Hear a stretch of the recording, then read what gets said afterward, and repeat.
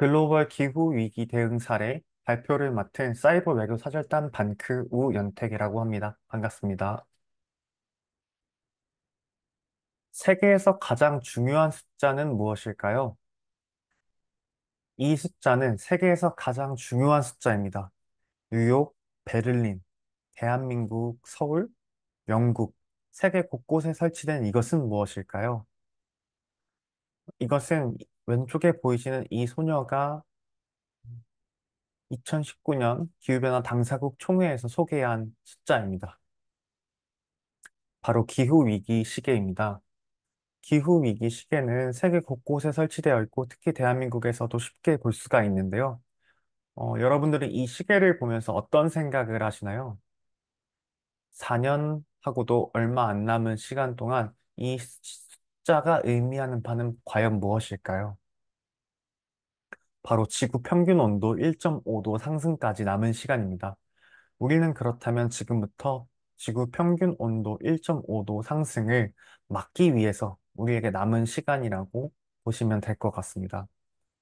우리가 지금 아무것도 하지 않는다면, 지구 평균 온도 1.5도를 상승시키는 것을 돕기 위해서 하는 것이고, 또 아무런 관심을 갖지 않는 것도 그대로 두기 위해서입니다.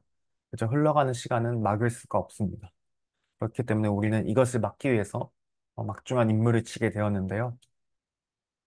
탄소 감축 목표치를 높이지 않으면 지구 평균 온도가 2100년까지 1.4도씨에서 최대 4.4도씨까지 상승할 수 있다고 유엔 산하기구인 IPCC라는 기관에서 경고하고 있습니다. 그렇다면 이 온도가 갖는 의미는 무엇일까요?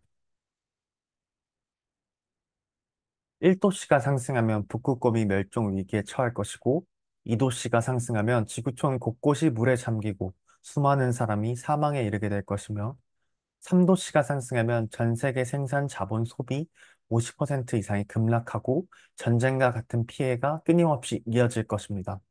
4도씨가 상승하면 대량의 멸종 위기가 도래하여 폭염이 30배 증가하고 모든 생물종이 6분의 1 멸종 위험에 처하게 될 것입니다. 여러분이 만약 유엔 연설장에 파견된 기후 대사라면 어떤 것들을 이야기하실 계획이신가요? 저는 여러분들께 이 지도를 한번 보여드리고 싶습니다. 2024년부터 2024년 왼쪽에 있는 그래프를 보시면 전국의 폭염 일수는 약 평균 14.9일로 15일 정도가 되는 것으로 볼 수 있습니다. 그렇다면 2100년 최고의 시나리오로 진행하게 되었을 때는요, 보시면 전국 평균이 19.4일로 크게 차이가 나지 않는 것을 볼 수 있습니다. 하지만 최악의 시나리오를 보게 되시면 전국이 약 95.7일로 굉장히 큰 차이가 나는 것을 볼 수 있습니다. 이렇게 큰 차이가 나는 것은 무엇일까요? 한번 함께 알아가 보고 또 준비했으면 좋겠습니다. 자, 무관심을 관심으로. 관심의 시작은 바로 아는 것부터라고 생각합니다. 하나씩 알아보겠습니다. 유엔 환경 계획에 따르면 글로벌 탄소 배출량은 2022년 기준 574억 톤 이산화탄소 당량으로 1990년 대비 약 51.5% 증가한 것을 알 수 있습니다. 그렇다면 대한민국의 탄소 배출량은 얼마나 될까요? 2023년에 국가 온실가스 인벤토리 보고서에 따르면 2021년까지의 대한민국 온실가스 배출량은 6억 7,600만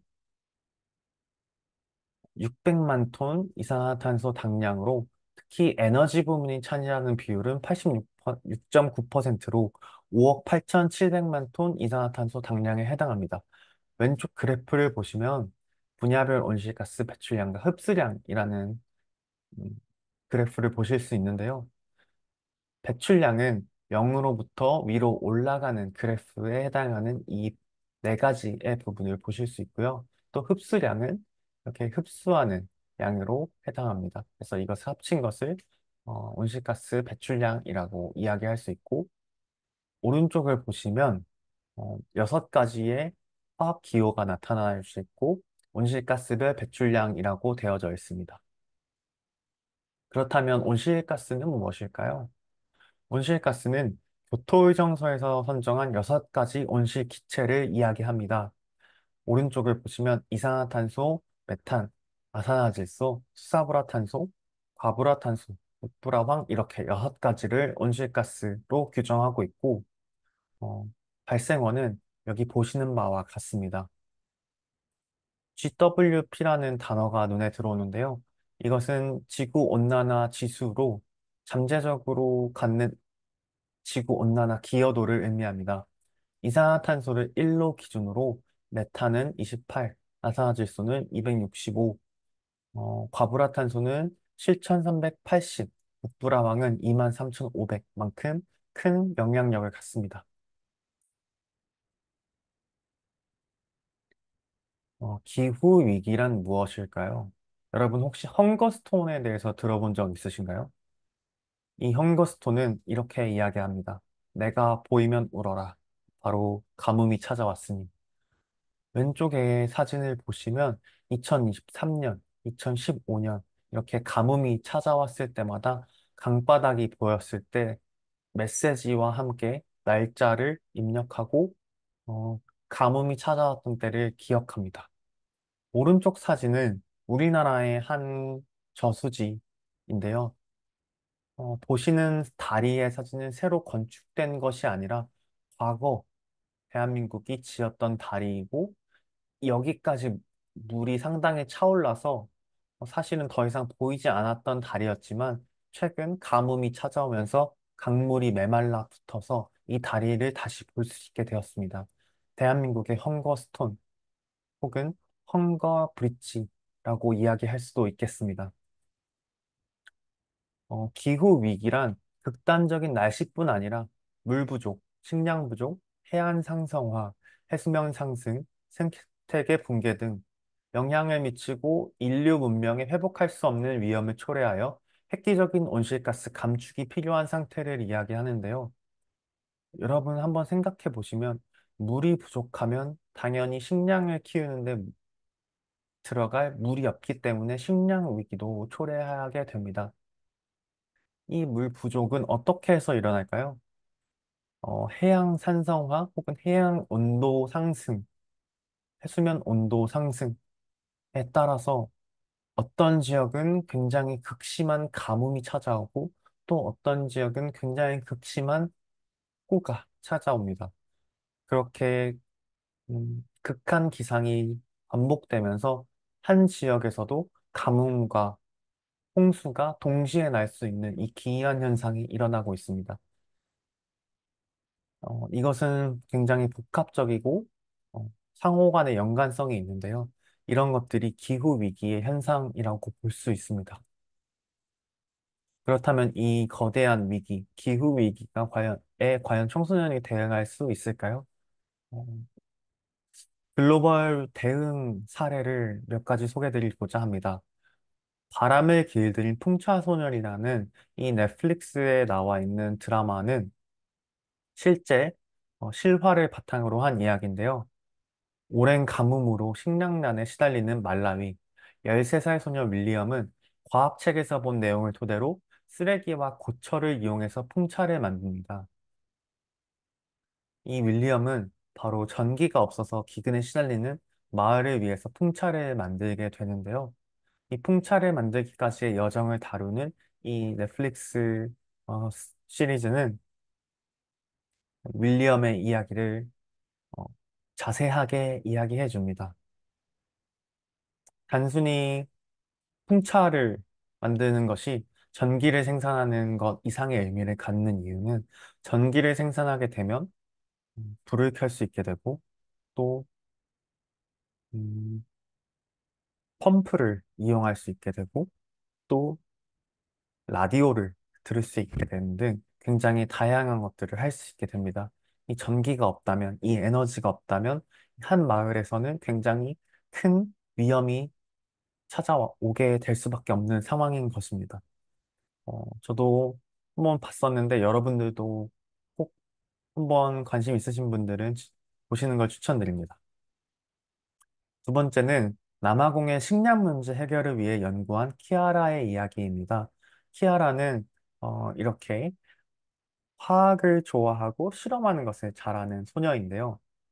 이 소녀는 자신이 살고 있는 남아공 지역이 물 기근으로 식량 위기에 처해 있다는 사실을 알고 이것을 어떻게 막을 수 있을지 고민을 하다가 여러분들 혹시 기저귀를 보신 적 있으신가요? 기저귀는 이 아기가 소변을 보더라도 그 소변을 전부 흡수할 수 있는데요.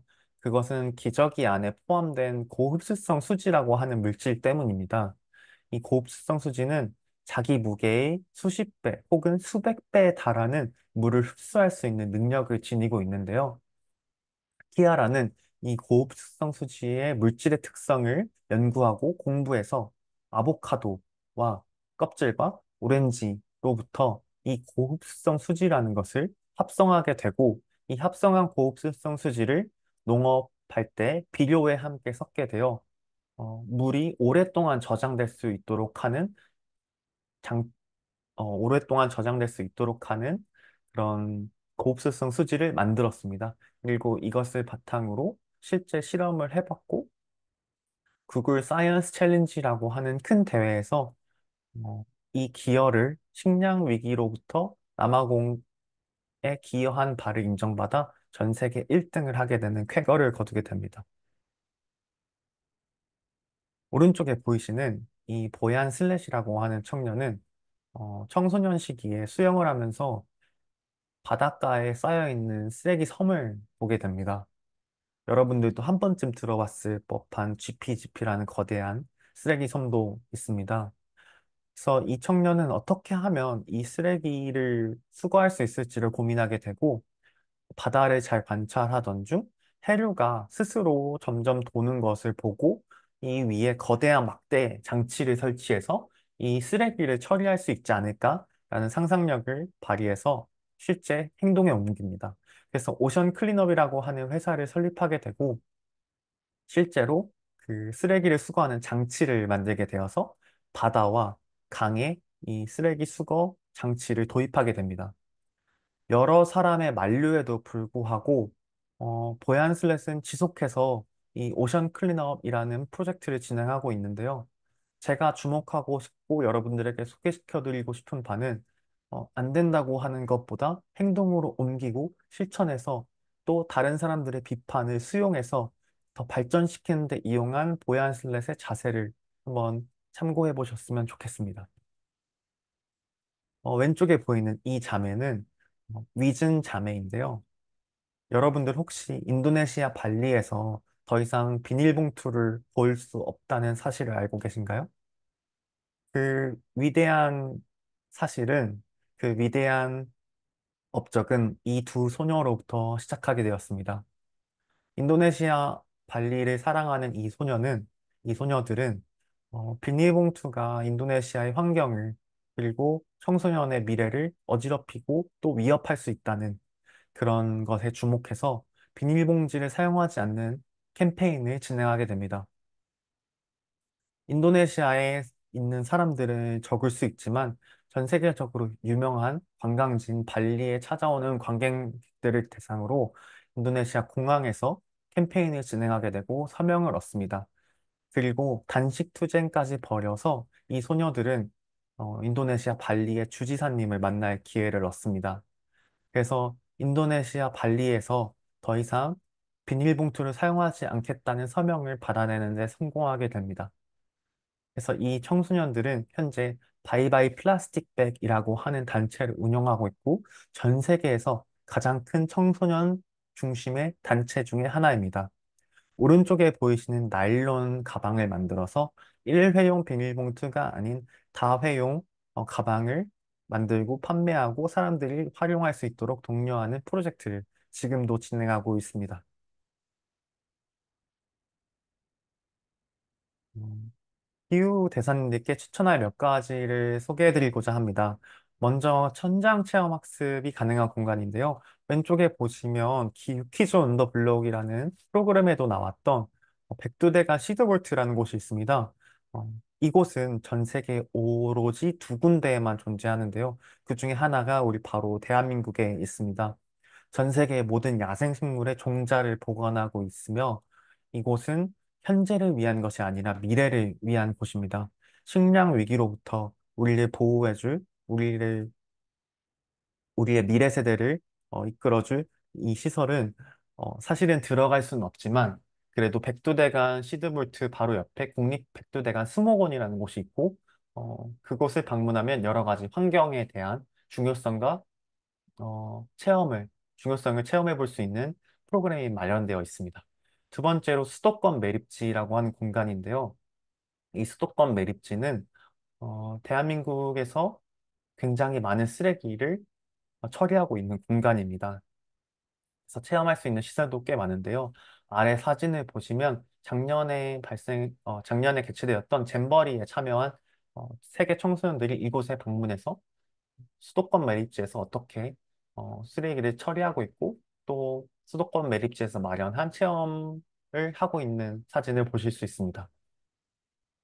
오른쪽을 보시면 경기도 환경에너지진흥원과 그리고 경기도 업사이클링 플라자를 보실 수 있는데요.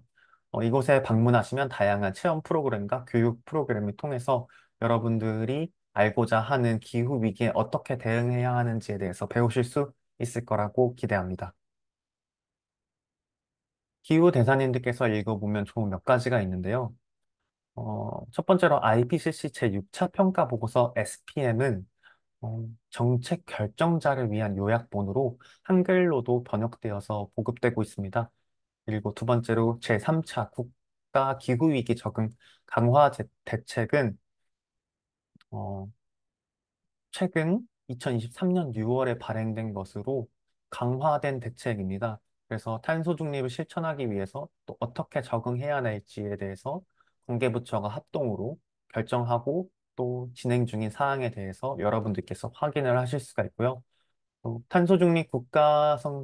탄소 중립 녹색 성장 국가 전략 및 제1차 국가 기본계획 요약은 중장기 온실가스 감축 목표를 포함해서 우리나라의 계획을 확인하실 수 있고 또 2050년까지 탄소 중립 시나리오를 바탕으로 우리가 어떻게 시나리오를 통해서 목표를 달성할 것인지를 확인할 수 있습니다. 몇 가지 환경 관련해서 예측할 수 있는 툴들이 있는데요. 첫 번째로 해양환경공단에서 제공하는 해수면 상승 시뮬레이터가 있습니다. RCP 4.5, RCP 8.5, 극한 시나리오 이렇게 세 가지를 바탕으로 해수면 상승이 얼마나 높이 이루어질 것이고 그로 인한 피해는 몇 명 정도로 예상되며 신수 면적은 어느 정도인지를 확인할 수 있습니다. 그리고 아래 바를 통해서 지금으로부터 2050년 그리고 2100년까지를 비교해 보실 수 있습니다. 제가 보여드렸던 기상청의 지역별 기후변화 시나리오인데요. 어, 여러분들이 이 왼쪽 버튼을 통해서 최고의 시나리오와 최악의 시나리오를 비교해 볼 수 있고 전국의 각지의 지표를 확인하실 수 있고 2021년부터 2100년까지의 기간을 확인할 수 있고 왼쪽에 재생 버튼 누르면 바 레이스를 통해서 어떤 변화가 일어나는지를 눈으로 직접 확인을 하실 수 있습니다. 국가 기후기술 정보 시스템에 접속하시면 기업이 보유한 기술, 공공기관이 보유한 기술을 한눈에 보실 수 있고, 어떤 기술을 통해서 이 기후변화에 대응하는지를 여러분들이 확인하실 수 있습니다. 콜론 IQ가 운영하는 글로벌 클라이밋 테크 랜드스케이프에 들어가시면 이렇게 에너지, 환경, 인프라 그 세부 항목을 기반으로 기후변화에 대응하는 기후 기술을 확인하실 수 있고 그에 해당하는 스타트업의 사례도 함께 보실 수가 있습니다. 제가 소개해드리고 싶은 강의 주제 지구촌을 위한 첫걸음은 바로 여기까지이고 글로벌 기후 대사님의 위대한 시작을 함께 응원하도록 하겠습니다. 지금까지 강의를 들어주셔서 진심으로 감사합니다.